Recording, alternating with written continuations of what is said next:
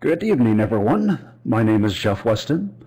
I am the chair of the Meeting and Webinar Support Committee that helps to run events like this. I am pleased to introduce our moderator for our town hall tonight, Lucy Anderson. Lucy, please take it away.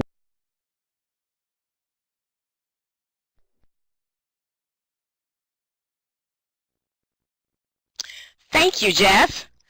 Good evening. Welcome to the NAP President's Fifth Tuesday Town Hall.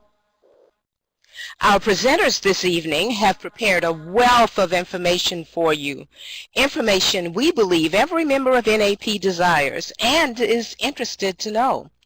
So brighten up your computer screens, turn up your volume, type in the chat box if you have a question. Get ready for a very informative town hall. If we are not able to address all of the questions that are typed in the chat box tonight, they will be answered and placed on the website. This is the same process we'll use for questions which have been submitted prior to the town hall. Tonight, each speaker will give their presentation and answer some questions. After we have heard from all of the speakers, we will spend some time answering additional questions, those from the chat box as well as those submitted prior to this evening's town hall.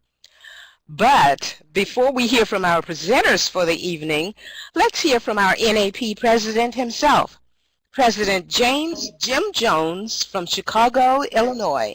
President Jones. Thank you, Madam Chairman. Thank you to the Association Relations Committee, our presenters, and to each of you that are on tonight. I just wanted, before we get into our Q&A with our presenters, I did want to share with you that the NAP Board of Directors had a very productive meeting this past weekend for over 4 days that focused on strategic planning and the future of NAP. During that meeting, the board adopted a number of initiatives designed to prepare our organization for a strong future and to supply the resources for NAP to be successful over the long haul. Just as examples, the board made plans to modernize our headquarters to better serve all of our members. And this you'll be hearing more about our Building Our Legacy program. We also approved retaining a consultant to assist our technology team in selecting a more robust computer system that will allow us to better meet the administrative needs of all of our members. And finally, we received an informative update from our educational cluster on a number of initiatives that will help NAP meet its goal of being the provider of choice for quality educational materials.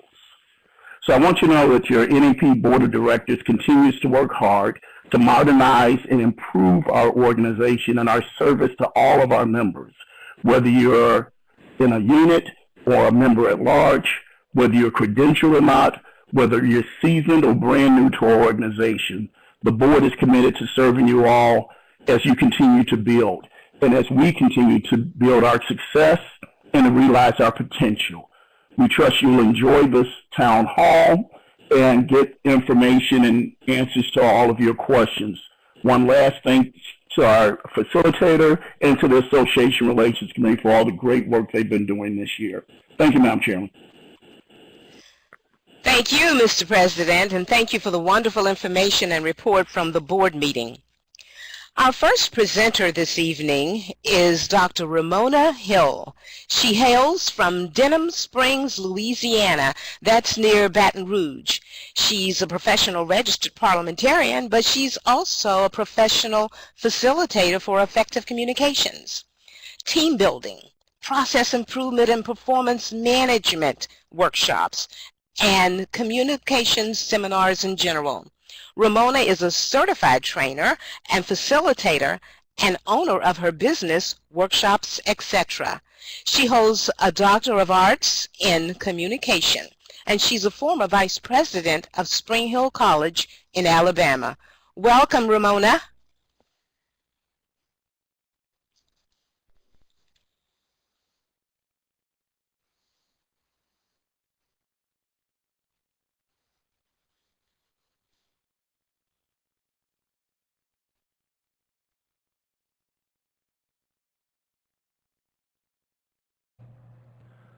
Ramona, are you with us? Please unmute your microphone.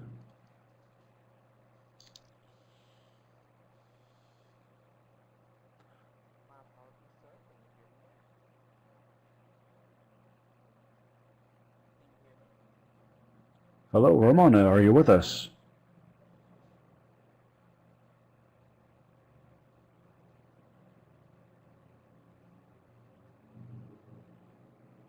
Ramona, we cannot hear you.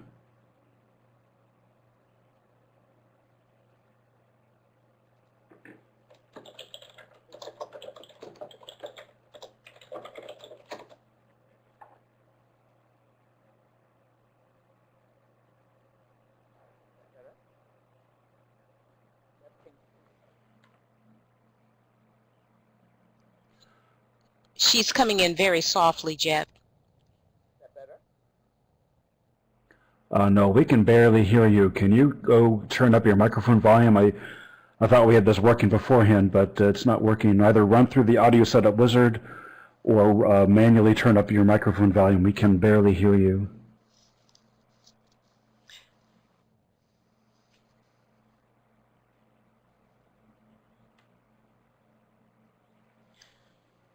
Ramona, while you work on your microphone volume, we are going to go to our next speaker, Michael Peck. Mike specializes his parliamentary services in homeowners associations and churches. He has written parliamentary opinions, consulted on various issues, bylaws construction, and a myriad of parliamentary situations. He has served as officer in the Michigan State Association of Parliamentarians and also president of the Arizona Association of Parliamentarians. Mike has an approved app in the Google Play Store as well as Apple iTunes under Parliamentary Services. He's a realtor and he hails from Gilbert, Arizona. That's near Phoenix. Michael? Good evening, everyone. Am I coming across? Can you hear me? Yep, I can hear you just fine. Super. All right. Well, good evening. I've been asked to follow up on some questions as far as the evening town hall. So question one is, what is our job? What is the job of the Professional Development Committee? So I've sort of answered some of them. It's a multiple answer, multiple opportunity for what we do, but some of the main things that the committee does is, number one, to develop and administer the Professional Development Committee modules so that each member can go in and take modules and get points to renew their either RP or PRP credential. So also, secondly, provide the Professional Development Committee and the Professional Qualifying Committee classes for members to obtain or renew their credentials, so members can go and, like at the Buffalo program, you can take the PDC class or the Professional Qualifying class if you want to become a professional registered parliamentarian from a registered parliamentarian. So that's what the committee does and what we oversee and what we're responsible for. We're also responsible to provide mentors for those who seek help with the process or processes.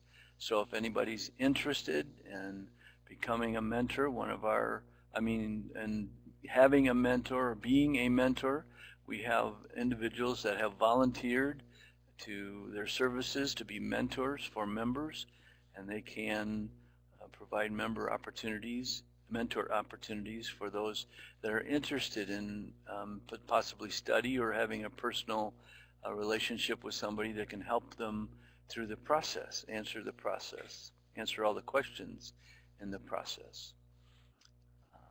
Question two, is the Professional Development Committee still looking for future instructors?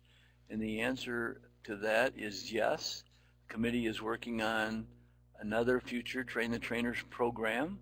we'll be asking members if further interest. We just had a Train the Trainers program that was completed in April, and we added, I think, 14 new people that are going to be new instructors, along with a cadre of instructors we already had, and that will be available for the modules, so that these instructors, takes 2 instructors for each module, and it takes a couple instructors for the professional development course and the professional qualifying course. So again, that's partly what our committee is responsible for. Question 3, how do I access the Professional Development Committee modules, and what can the modules do for me as a member? The answers are the Professional Development Committee modules are offered on a monthly basis. They can be found on the website for NAP, and they're maxed out at 9 members, so anywhere from 6 to 9 members on the classes, and each member can check the website or call NAP if you have any questions to sign up for a module, or if you have any difficulties at all. You can also contact myself as the chair, and I will certainly be interested in helping you go forward and becoming familiar with the modules. The purpose of the modules are so that we can address more classes, more opportunities, and more technology, so that members can take the classes from home instead of traveling miles, spending money for hotels, and obviously that's becoming more and more costly as we go into the future. Question 4, what is the PC Professional Development Committee doing to notify members of the renewal requirements for their credentials? This has been an issue last year, and the answer I'd like to give to that is we are sending notices individually to all credentialed members. In fact, those notices should have been received by all credentialed members as we speak. So if you haven't got a notice, you might want to contact me or NAP to find out if you have a current email address on file with NAP, so you're getting the information to the right source.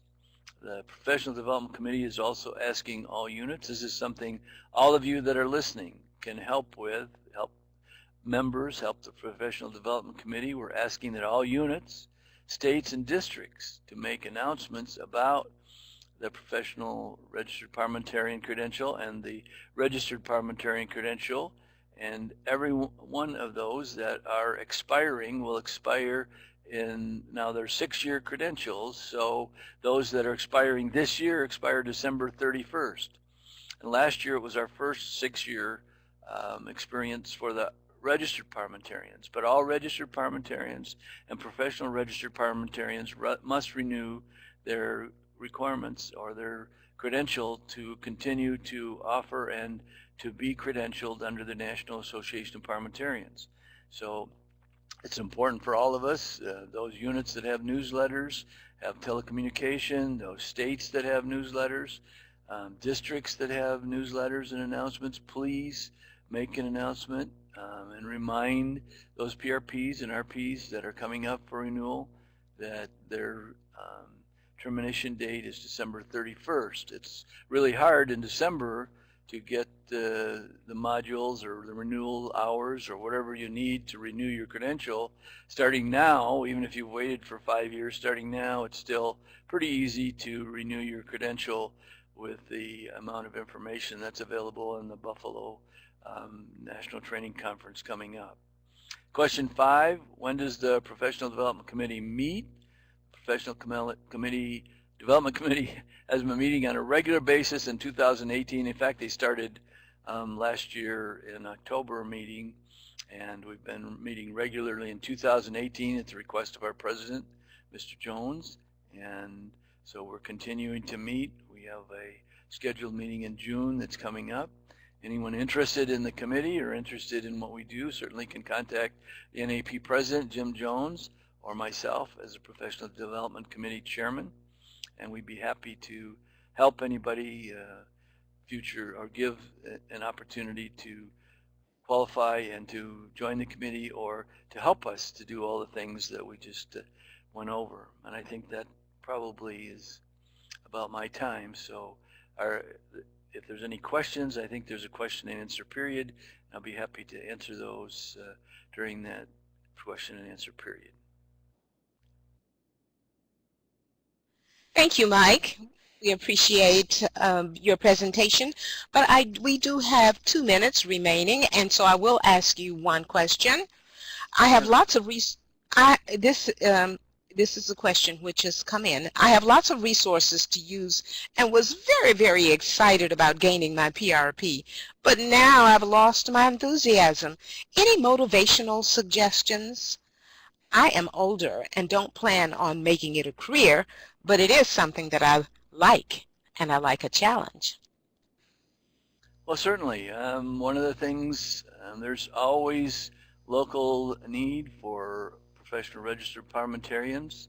Many of the bylaws of organizations require that a professional registered parliamentarian or a registered parliamentarian be employed. One of the things that I like the best and where I specialize in is churches and HOAs. And if I don't know what state or city you're in, but there's certainly organizations, associations are usually registered by city or county, and so you can go to the association, put out a little interest information and see if there's interest that somebody may need a professional registered parliamentarian to help their group or to help their church. And for those of you that serve HOAs or churches, you know there's a dire need and desperate need for professional registered parliamentarians and registered parliamentarians to help assist and guide and give information. And it seems really strange that churches and HOAs could come to fisticuffs, but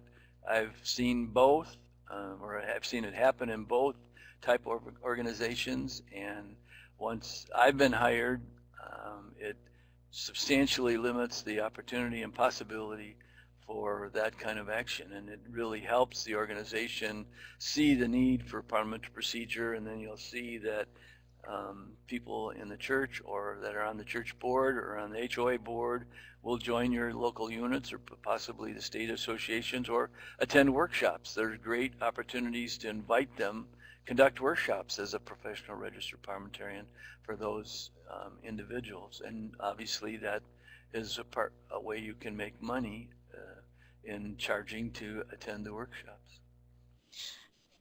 Thank you, Mike. And I see that there are several other questions for you that are waiting in the chat room, and we will pick those up after all presenters have made their presentations. Thank you very much. Our next presenter for the evening is Attorney Carol Johnson Davis. She's a PRP and has also the designation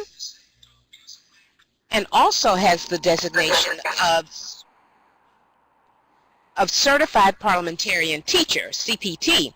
This is a credential of the American Institute of Parliamentarians. She is immediate past editor of Parliamentary Journal, the official publication of AIP. Attorney Davis recently retired as Executive Director of the Diabetes Association of Atlanta. Currently, she is the President of the Georgia State Association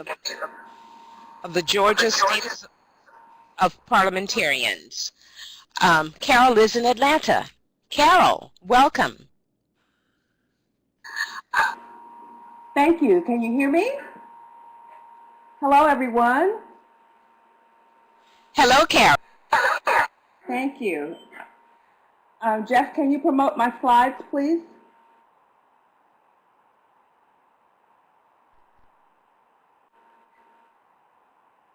I'm happy to be with you this evening to talk to you about the Membership and Registered Examiners Committee. Just wanted to first give you an overview about what we do and how we serve our membership and our future members. The committee's responsibility is to process membership applications to NAP. As you all know, everyone who wants to be a member has to take a membership exam. We have a couple of different exams that people can sign up to take. One is based on Roberts in brief, and one is based on a 300 bank question that's out there that we take 100 questions from. And it's the responsibility of the committee to process the membership applications as well as to process the RP applications. We review and update the membership and RP exams and their questions. We prepare the exams. We get questions. We get the exams to be either online or in paper form. So we're very busy setting up the exams online or sending the exams out in paper form. The committee also grades the paper exams. We record the exams for the persons that take the exams online, and we advise all the applicants of the test results. Jeff, do you have that slide that I just went over to promote, please? All right, if we could move to the next slide. I wanted to give you a summary of activities of our committee since the current administration began back in September. We have processed 401 membership applications over the period. We have processed 186 RP exams over the period. And as you know, people who sit for the RP exam can take the RP exam either all at one time or they may take it part by part. So although we process applications of 186, we have actually sent out more than 300 exams parts to the various applicants. So the committee has been very, very busy. It's a very labor-intensive job. We work very closely with the headquarters staff, with Cindy and Stephanie, in trying to coordinate all of these tests going out. And so we have a great working relationship with the headquarters staff, and I just really appreciate all of the support that they give to our committee. One of the other things, Jeff, if you would just continue to promote the next slide, one of the other things that we have been involved with, we realize that there are some problems, some questions about the exam, specifically the RP exam.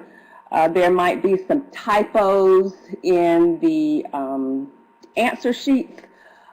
We have submitted an errata sheet to the national office, and that's available online so that people can get the corrections to the RP exam. There's one that's outstanding that should be going out fairly soon. And so we hope that that will help people in their study, because we don't want people to give us the wrong answer. We want people to give us the right answer. Those persons that have had problems with the exam in the past, trying to figure out what the right answer is, our committee has been very responsive to them in trying to get the right information to them. And with that, our committee is leading an effort to actually take a look at the in-order study guide as a whole to make some corrections where necessary.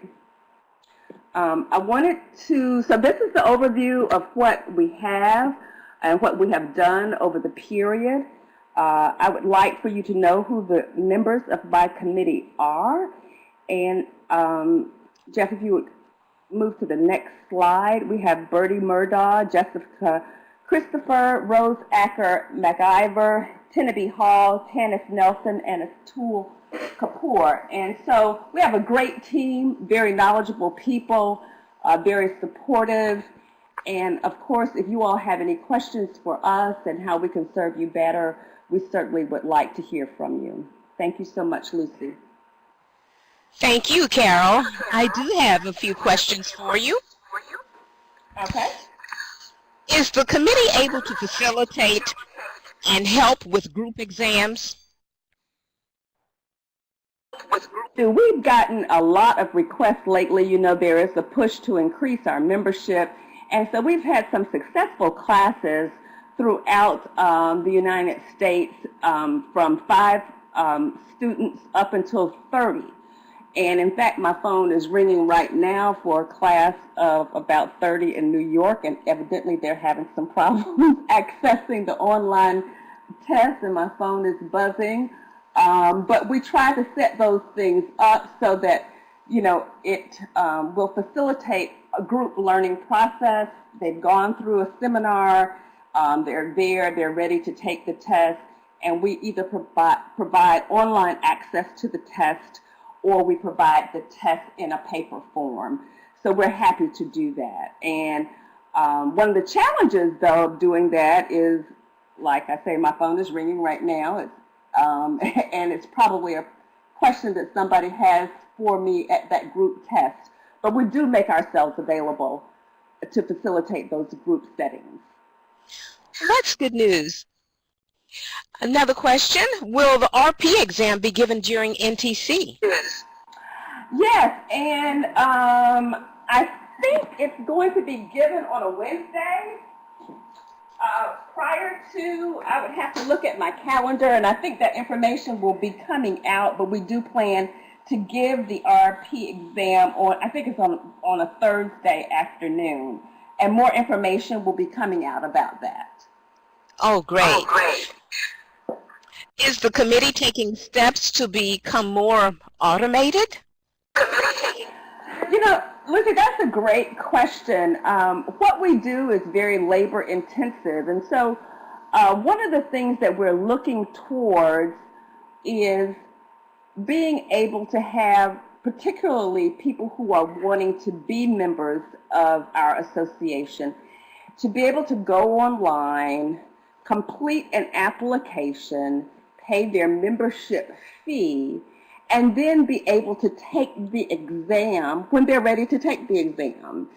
And this would allow, just for ease of applying, you're not having to fax or email the national office, get in their system, and then they send it to me so I can set them up online for a test. It would just be an easy way for the applicant to go in, make application, download the exam when they're ready, and maybe have a third-party company do the monitoring of the exam. And so we're looking at various options to address that. Okay. And one final question for you before we go to our next segment. Are monitors required for the membership exam? Monitors are required for the membership exam as well as for the RP exam. And one of our responsibilities on this particular committee is to send out letters to the monitors to instruct them how to administer the paper exam. We send out letters to monitors instructing them how to access the online system if the applicant wants an online exam. And so, as I was saying earlier, if we would have this membership intake to be able to be done electronically, that would eliminate maybe a monitor, and it will eliminate having to send a letter to a monitor giving them instructions. It'll be a little bit more seamless. So yes, we require monitors, but hopefully if we use the technology that's out there and available, that might go away. Thank you, Carol. We appreciate everything. And we will get back with you with another question or two when all of the presenters have spoken. Now, town hall presenters. If you will get your fingers ready, I'd like for you to answer a question. We're interested in knowing what you would like to see in future town halls. So, Jeff, if you can, will you put up that third question that we had? Thank you. Jeff, would you give us instructions about how to complete this? Sure. So this is a simple multiple choice poll here.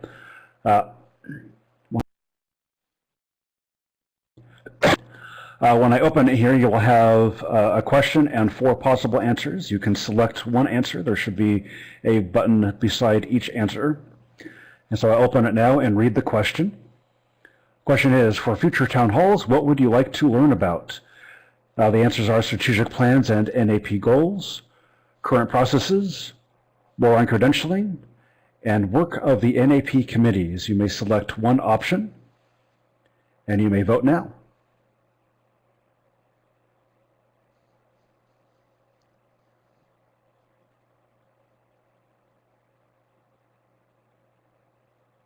Current processes refers to how things are done, how business is accomplished within NAP, among the committees, among the board, and the headquarters staff. All right, we are getting ready to close the poll. I hope that those who wish to vote have done so. Jeff, I think voting has slowed. You can close the poll and show us results. Voting is now closed, and here are the results. Okay, thank you. It looks like credentialing is super important, followed by committee work, and then strategic plans and goals of NAP and current processes within NAP. Thank you, Jeff. We will now go to our speaker, Dr. Ramona Hill. Let's hope that her microphone is up and ready for us. Are you ready, Ramona?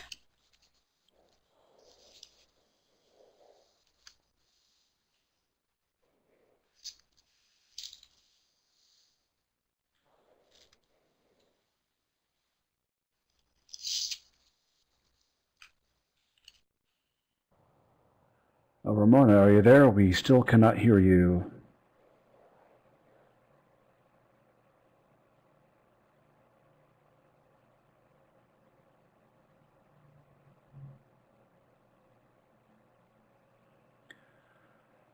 We seem to still be having some issues with Ramona. Maybe we can go to our last speaker and then try to loop around to Ramona one more time.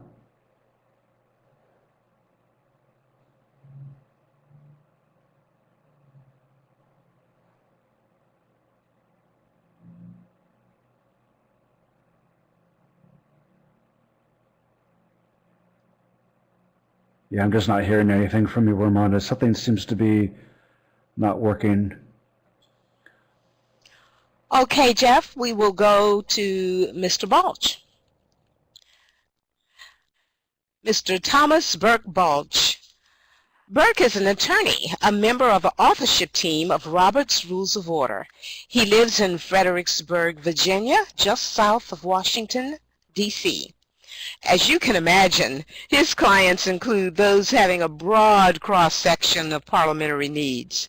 He often serves organizations faced with contentious divisions or complex parliamentary issues, including but not limited to disciplinary hearings and service as an expert witness for litigation involving parliamentary issues. He has served twice as national parliamentarian for NAP. Mr. Balch. Thank you very much. I'm here to talk about the new credentialing process. And the first thing that we want to let you know is that there is a basic difference under what will be the new process from the way that we currently look at RP and PRP. Currently, registered parliamentarians, the test is focused on knowledge of the book. Do you know RO and R? Can you indicate what the rules are? And then when you move on to professional registered parliamentarian, that's more focused on how do you actually serve as a parliamentarian, assisting meetings, assisting officers, preparing bylaws, and so forth. What we're now saying, however, is that we're going to be trying to prepare both registered parliamentarians and professional registered parliamentarians very practically to serve as parliamentarians. And the concept is that registered parliamentarians should be able to serve most ordinary meetings under usual circumstances and give commonly needed parliamentary advice to ordinary organizations, whereas professional registered parliamentarians should be able also to deal with less common or more complex parliamentary issues and provide expert parliamentary advice to organizations dealing with unusual issues. So in this context, what we've decided to do is focus on the issue of what is it that you really need to know? What is it really that you need to be able to do in order to be an effective parliamentarian at both of those levels? So first we tried to say, what should a parliamentarian be able to know and apply during a meeting without having to consult R&R? You probably should know, without having to look it up in the book while you're in the middle of a meeting, that if somebody is trying to close debate, move for the previous question, that it takes a 2/3 vote and it is not debatable, for example. Then, what are those things that maybe don't come up quite that commonly, but could come up in a meeting, and you should be able to rapidly look up an R&R and apply during the meeting? So that's sort of a next level of things. Then, what should you be able to do outside a meeting while consulting R&R? And of course, there are all sorts of things that one does as a parliamentarian when you're not in the meeting. You may be preparing for the meeting, like preparing scripts, or you may be helping draft bylaw amendments or even a bylaws revision. Those are all things that you don't really have to have memorized in the book. We don't really need to know no mom ek pa, despite how, shall we say, traditional that knowledge is.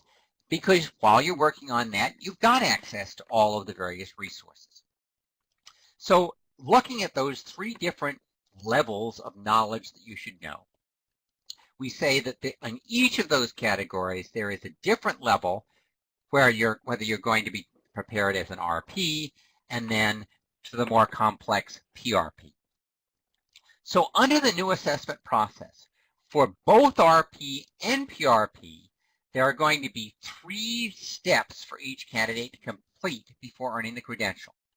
Step 1 will be composed of online multiple choice tests. And this will be predominantly about knowledge and application of specific rules. Part 2 will be attempting to look at things that I just talked about that you would do outside a meeting, like answer particular questions that you might get, prepare scripts, prepare bylaws amendments, and so forth. That will be assessed separately. And then the final step that will sort of bring things together will be a simulation, probably predominantly in person, conceivably in a simultaneous online forum, where we're actually simulating you acting as a parliamentarian for a meeting. Now, each of these steps will have to be successfully completed before moving on to the next step. But here is a really critical part of the new process. One will be able, if one doesn't successfully complete one of those steps, or even, as we'll see, break it down, portions, parts, as we call them, of a step, to then focus on restudying that, re-preparing for that, and then taking another assessment, another test on that particular part or that segment. So you have multiple opportunities. If at first you don't succeed, you try again, and you do it with the assistance of specific feedback. So the objective here is, yes, within the areas that we're saying you really need to know, we're going to set a standard that you need to complete. But the object isn't to just sort of throw you out on your own and have to figure out all of this and then at the end take, let's say, a major test. The idea is to break it down, just as if you were going, let's say, in a school, when you're going unit by unit by unit, you have maybe a unit test, except here we're going to say we're not under the pressure to move on to the next unit if you weren't quite successful in mastering that one unit. You've got time to come back, study it again, keep trying, and then when you finally successfully completed that, then you move on to the next unit. So what's contained in each step? Well, as we've said, step 1 concentrates on objective testing of basic information, and it will be done all online using new Schoology software. We will make reasonable accommodations for people who have disabilities or that may prevent that. Well, there will be approximately 8 or 9 multiple choice tests, in other words, parts. So we'll have you'll have part 1, part 2, and so forth, with 40 multiple choice questions for each part. Each will cover one area of parliamentary knowledge and completed in order of increasing knowledge. Now, this is very, very important. we have already put out, and I'll show you towards at the end of this presentation how you can get this from the NAP website. We put out a book called Criteria for Credentialing, What You Need to Know. And this has broken down into each of those areas exactly what parts of RO&R, down to pages and lines, that you need to study for each of those individual parts.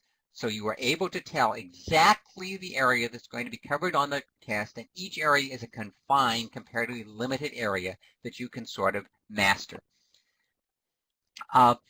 This will be automatically scored by the Schoology software immediately after completion. You will be told whether you successfully completed that, and you will be given references for any missed questions so that you can go back and study those. Ideally, you'll do that even if you did successfully complete it without getting 100% right, but in any case, you'll certainly do that if you, on that first try maybe, weren't able to successfully complete it. And again, you will then come back and we will have it set up so you will not be getting the exact same questions, but you will still be tested on the same things that you will presumably have gone back and restudied based on your experience with that first attempt. So you pass each of these parts before going on to the next part. And you can see here what each of these parts focuses on. Specific sets of motions in the first parts, the conduct of meetings in Part 4, voting nominations and elections in Part 5, service as parliamentarian and teaching in 6, boards and committees in 7, bylaws and being a professional in Part 8. And then Part 9 is going to be the part that replaces what in the current RP test is where you're supposed to show how you can find something in the book. The current test basically says you're given a sentence and then you're supposed to find the page in the book, and you've got a timed situation. It's going to be a little different for Part 9 of this, and that is you'll be asked a question. You won't be given a sentence to look up. You'll be asked a question, and the question will be on something that you haven't been told that you need to have memorized. It'll be on something that you haven't covered in Parts 1 through 8. And the whole idea is that you should be able to look that up, and it will be timed, give you a reasonable amount of time. But the whole idea is, let's say, suppose somebody, even as an RP, somebody suddenly moves to reconsider and enter on the minutes. Okay, well, what is that? That's certainly not an RP level question, but if it comes up when you're actually in a meeting, you need to be able to go, use the index, use the table of contents to look that up and be able to get the correct answer. Now, step 2, and just to give an emphasis here, we are going to emphasize as much as possible, not just reciting the rules, but as you would need to do actually serving as a parliamentarian, applying the rules. So to give just an example of a sort of question you might get, you might be told the main motion pending before the monthly regular meeting of the Alpha Club is whether to buy a new computer and a new desk for the office. Nan Nod wants the desk, but she really doesn't think the expensive new computer is worth it. What motion can she make so she can vote for the desk but not for the computer? And I hope that as you all look at that, you know that the answer is divide the question.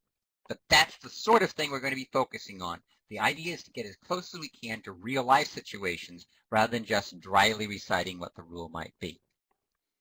Now for step 2, we're going to be providing specific questions for you to answer, for example, in the way that you might be asked to reply if you were asked by a client, how should we interpret this particular part of our bylaws when it looks like there's an inconsistency? And so you might go and look at the principles of interpretation in RO&R and write a brief answer, a brief essay about how this should be interpreted.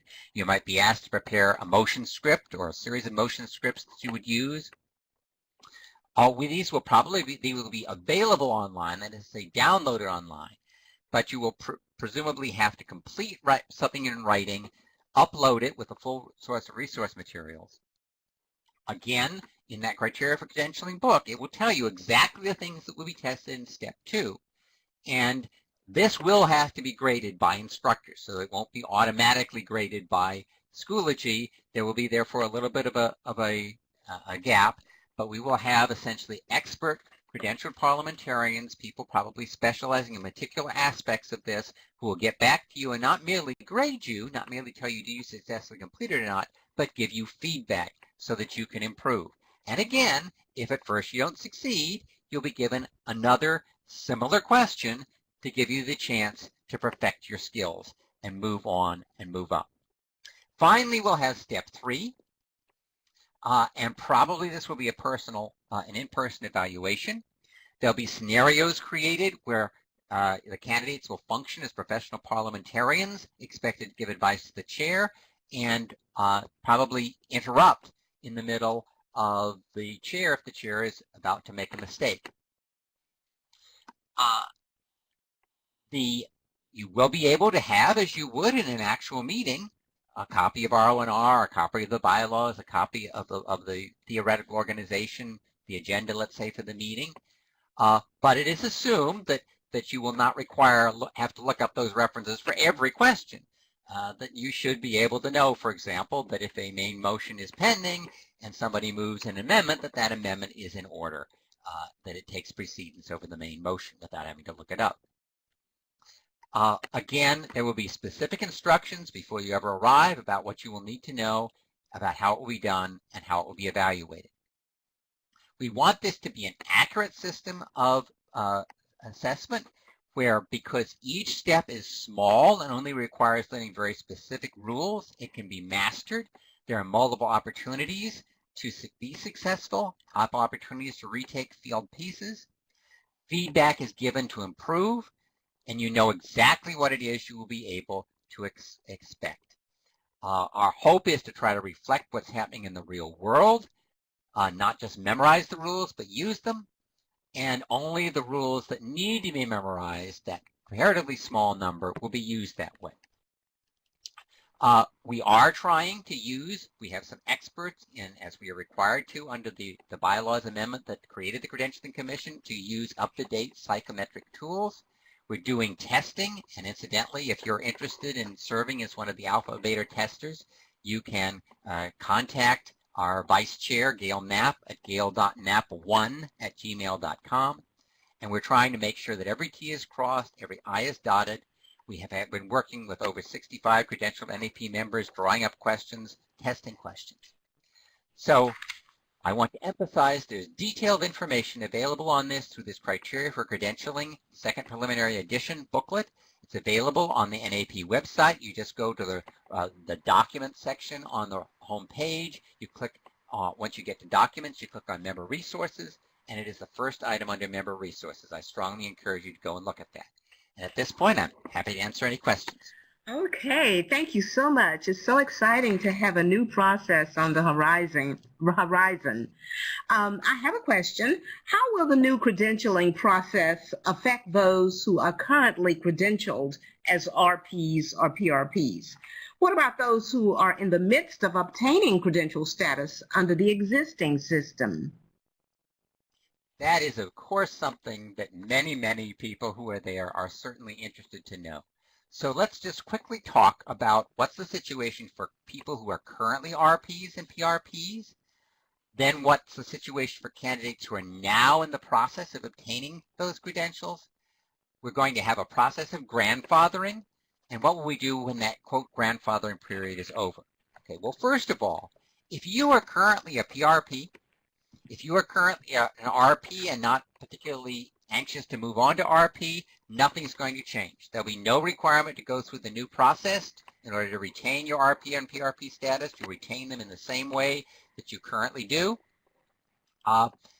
And anyone who has the current process will remain the same for grandfathered RPs and PRPs who have that status on the date the new process is implemented. Now, suppose you're in the midst of becoming an RP and you've taken some parts of the test. Well, basically, let me stop here. Suppose you're an RP. You're an RP. You've gotten the RP credential, but you want to get the PRP credential. Well, after the implementation date, there will be approximately a 2-year grace period in which you can go on and get PRP under the current rules and under the current process. We'll announce the exact period when we announce the implementation.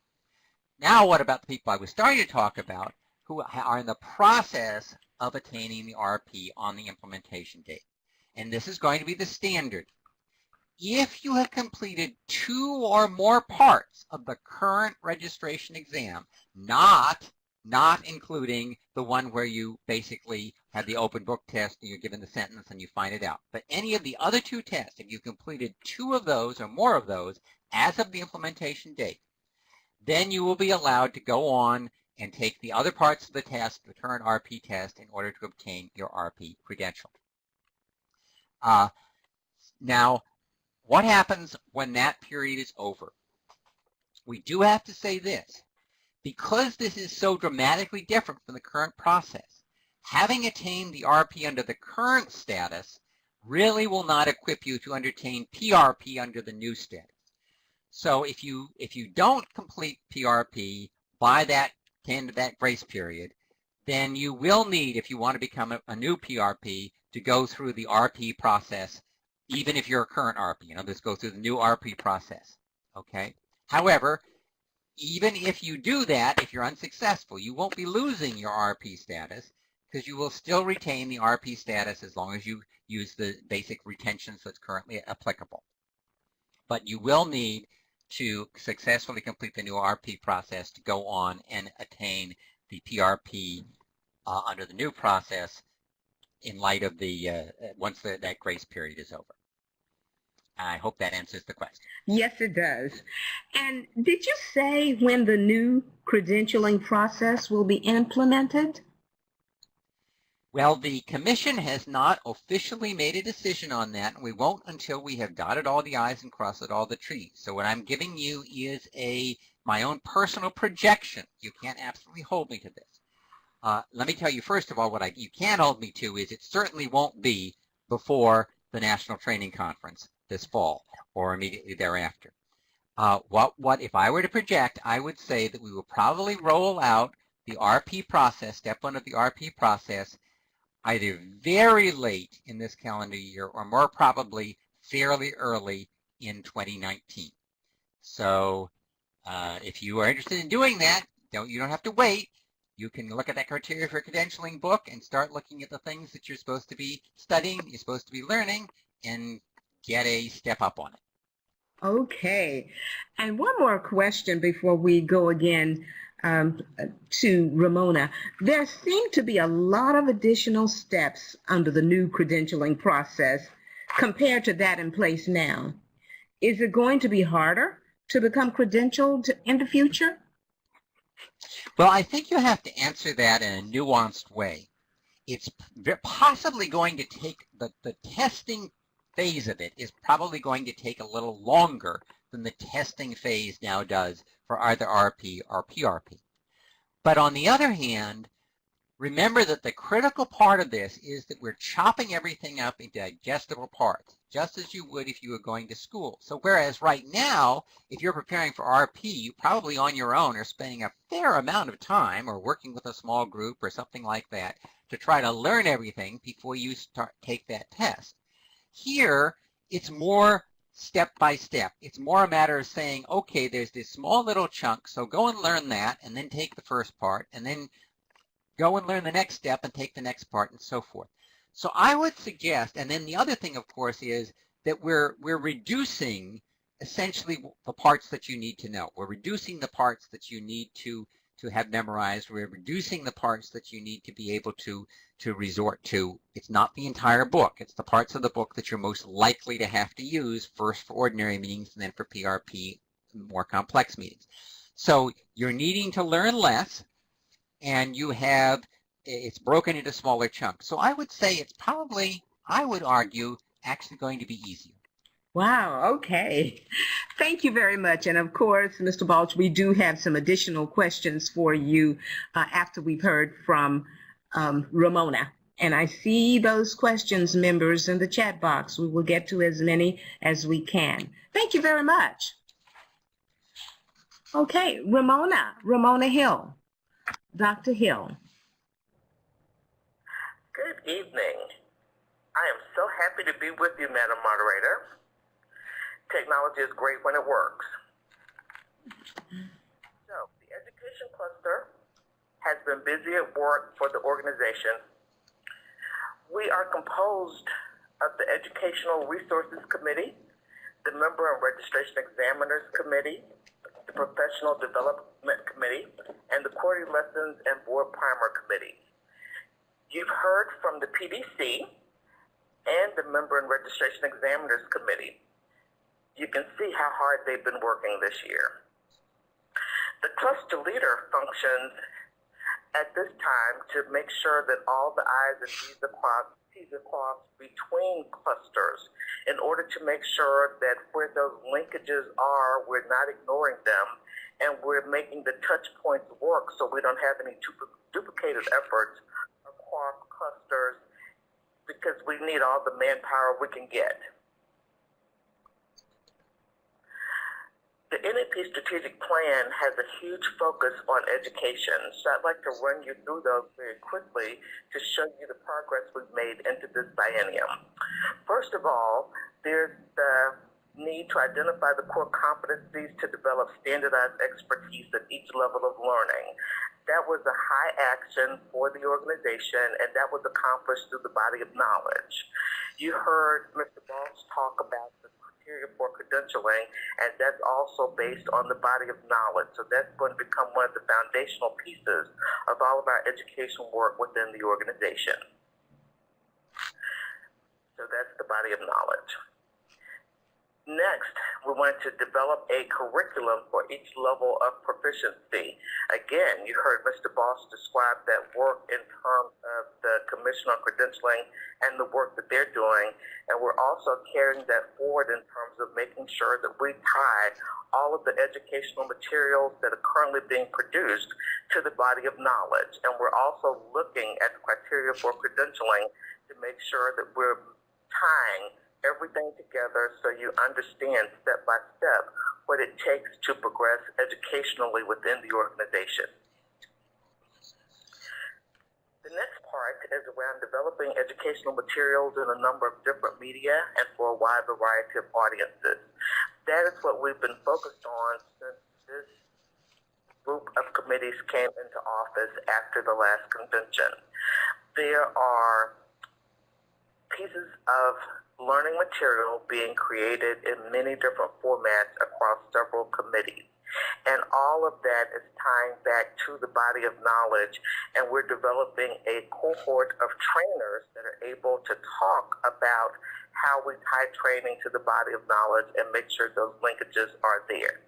We're also looking at making sure we continue to produce packages of learning, whether they're in an on-demand format, whether in a facilitated format, whether in a classroom format, and they all reach a level of standard of professionalism that we'll be proud of as an organization to share for our members and for external audiences.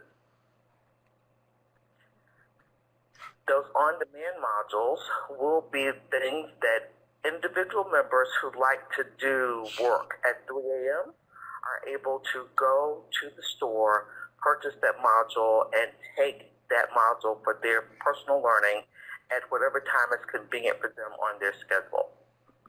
We have a new set of modules that we're excited to be bringing forth called the STAR program.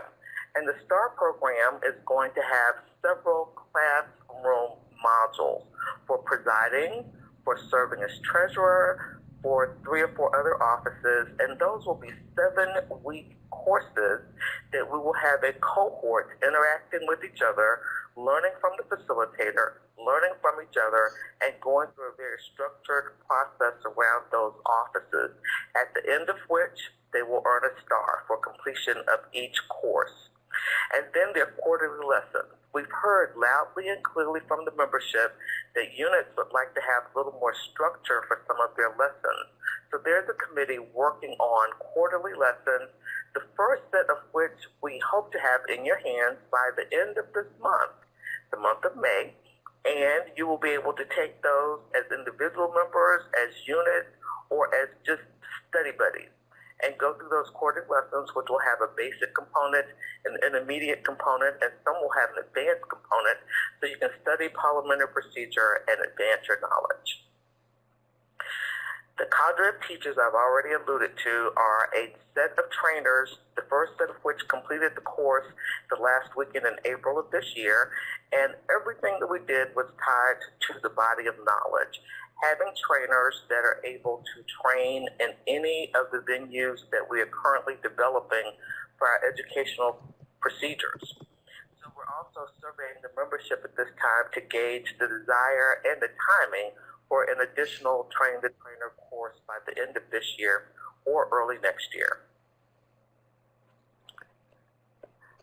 Working across the educational cluster, we are now heavily engaged with our technical team to understand what the requirements are for the website to house the different modules that are being developed and make them easily accessible for all of our members and for any public members that want to engage with us in our learning processes.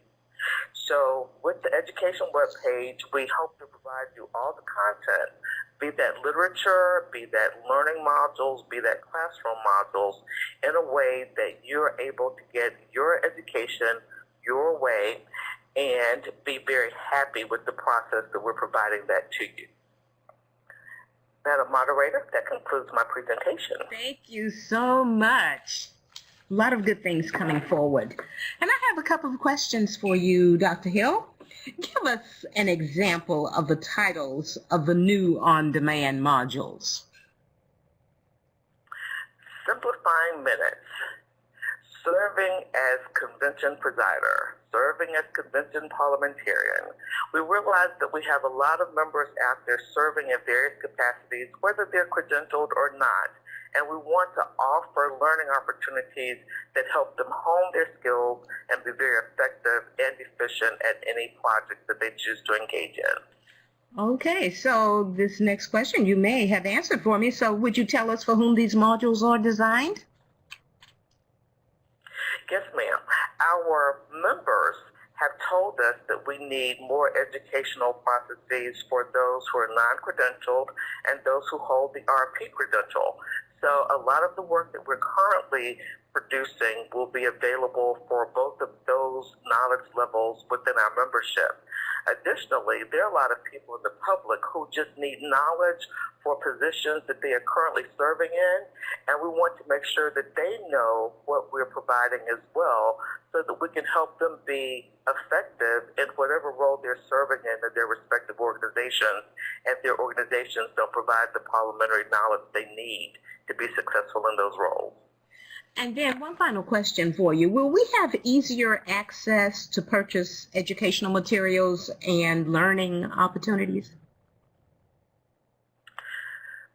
Madam Moderator, that is a question that we've been asked more than once, and I'd like to say yes, ma'am. As soon as our technical team puts all the parameters together, we'll be able to access and purchase all of the materials and the literature in a much simpler fashion than we're currently having to engage in. Okay, thank you very much. Really appreciate it.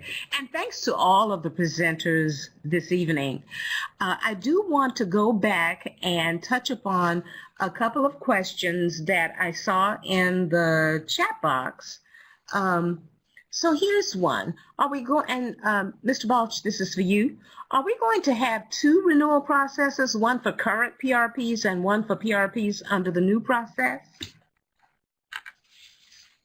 Well, the quick answer to that is we are still working on setting up the way to attain RP, and then we will be working on how to attain PRP. And of course, there's a 6-year process after that before one would have to renew. And since the commissioners serve only for at maximum 8 years, 2 terms of 4 years, I should say, probably making changes, if any are made, will be with a whole new group of other commissioners. I think the quick answer is that probably the renewal process for the mid to long-term future will be very similar, if not identical, to the renewal process that exists right now. And another question for you. I just ordered the study guide for RP. Is it still applicable to obtain the RP? And I think this is similar to a question from another attendee. is the 200-plus page study guide still applicable?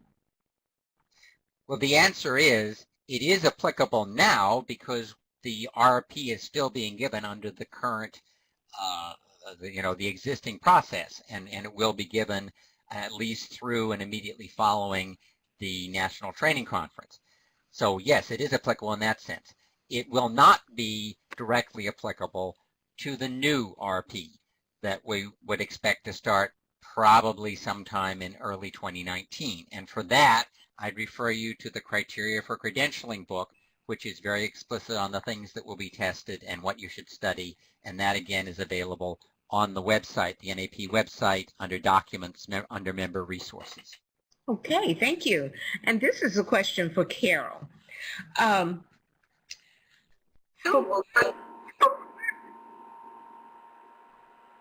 For part one of the RP, Carol, can you mute your mic until I complete the question? Okay, here we go.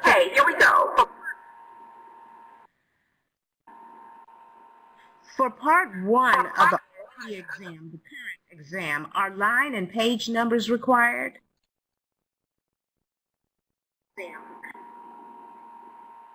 All right, thank you for that question.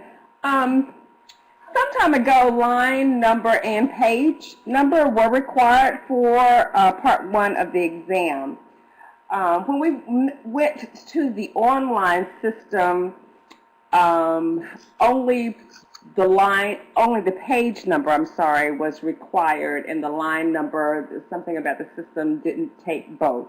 And so we had to change the paper exam, and anybody who's gotten a paper exam within the last few months has not been asked to give a line number. So just the page number is required for part one. Okay, thank you. And thank you for muting. I've got another question for you, though. How do we find monitors for our...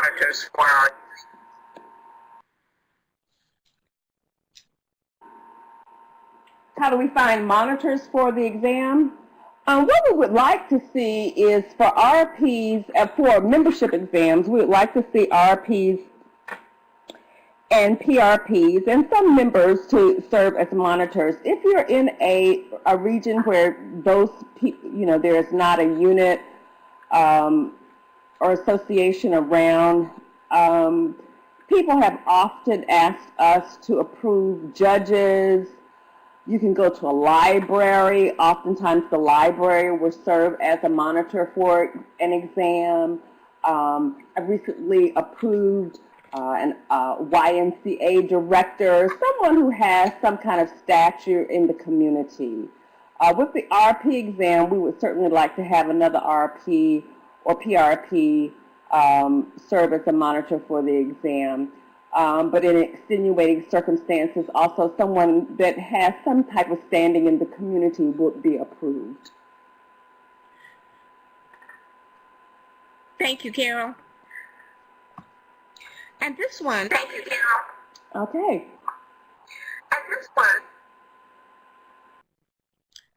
And this question is for Mike. Mr. Peck, do you have to be credentialed to serve on the PDC committee? I'm not exactly sure the answer to that. It might be a better question to give to Jim Jones, President Jim Jones. But obviously it would make sense, and it would seem to be more appropriate to have credentialed members on the committee. But I would expect if sometime in the future that we wanted to get more input from members and get a direction, and maybe with the new credentialing process it'll be more important to have members who aren't credentialed yet to get information on the rank and file, so to speak, of the members of how they want to proceed and what they think is necessary, and that input might be important. But again, right now all of the people that are on the committee are credentialed. Thank you so much, Mike. And I would also like to ask Ramona, Dr. Hill, can you please chime in on that question? You don't have to be credentialed to serve on many of our committees. We just need to know that you have a desire to serve. So if there's someone out there who wants to be on a committee, please send me an email. We will find work for you. Okay, thank you. And this question is also for Mr. Peck or Mr. Balch. I'll let either or both of you chime in. I'm renewing my PRP and I have registered for all of my needed online course over the next 6 months. What will happen if one of those is canceled? Will I be able to get an extension or a waiver until the next time the course is offered?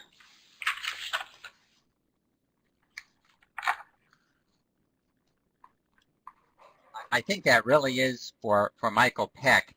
The renewal process is remaining under the authority of the Professional Development Committee. We are not taking control of the renewal process for some years yet in the committee. Thank you. Okay, and occasionally there has been granted permission if there's an individual problem, but so far the number of modules and the number of opportunities certainly at this point wouldn't be a challenge and probably would not receive any extension. But if it were December and somebody had health issues, and I believe it possibly would take a presidential or a board action, but there has been extensions for medical reasons, or if something like that were missed where something was canceled. But right now there's so many programs coming, if somebody is canceled then they can sign up again to take the same program within a couple of months. Thank you very much. And members, we have time for one more question, and I see that 2 of our attendees want this question asked, and that is, does one need to be credentialed for a certain amount of time before attending the Train the Trainer course? Let's see. Oh, go ahead. I can answer that. Yes, there is a requirement. I believe it's a minimum of 1 year with the credential, but there is a requirement. I can go back, or possibly President Jones can answer, but there is a requirement. Thank you. And thank you, Steve Glanstein. He's referring attendees to Article 9, Section 1A of the NAP bylaws, which has information on the requirement for PRPs or RPs to be on the Membership Examiners Committee. Okay, Jeff, I think that we will go to our closing slides. I'd like to thank everyone for attending. We had wanted to not go past 8:15, and we may just go past just a couple of minutes here. I want to thank our backstage facilitators for helping to coordinate tonight's town hall. Ramona Hill, Jim Hindle, Cindy Lochbaugh, Loretta Tillery. And I would like to also thank Cluster Leader Jason Albalado, and Meeting and Webinar Support Committee, Jeff Weston, Chairman, Aaron Taggart, Lori Lukanuk, and Paul McClintock. Okay. I'd like to remind everyone of the Leadership Conference. It's going to be held September 6th in Buffalo, New York. And for all attendees, you will be able to share and receive program ideas for your units and associations. You'll be able to learn how to identify, recruit, and develop members. You'll be able to review how you can use NAP's resources to assist units and associations. There will be discussions on how to use technology to convert those provisional members to regular members. And there will be networking opportunities galore. And yes, this is going to be at the same hotel as the NTC. That is the fabulous Hyatt Regency Buffalo. And there's a treat, a real treat for those persons who sign up for the Leadership Conference, and that is a welcome reception, which will be held the day before conference, Leadership Conference, and that is September 5th from 3 to 5 p.m. So register early. Be able to pay $75 if you do so by June 30th instead of the $90 that will be required after June 30th. And then the day after Leadership Conference, the NTC, the NAP Training Conference begins, and that will be from September 7th through 9th, also at the Hyatt Regency in Buffalo. There will be more than 30 interactive workshops organized in 4 tracks: the Parliamentary Toolbox, Tips and Tricks, Professional Presiding, Technology, and Parliamentary Potpourri. And don't forget about the Canadian Excursion. Go out on Saturday, September 8th from 4 to 9 and have wine tasting, visit the Table Rock Complex and the Niagara Horseshoe Falls, and as well as other attractions.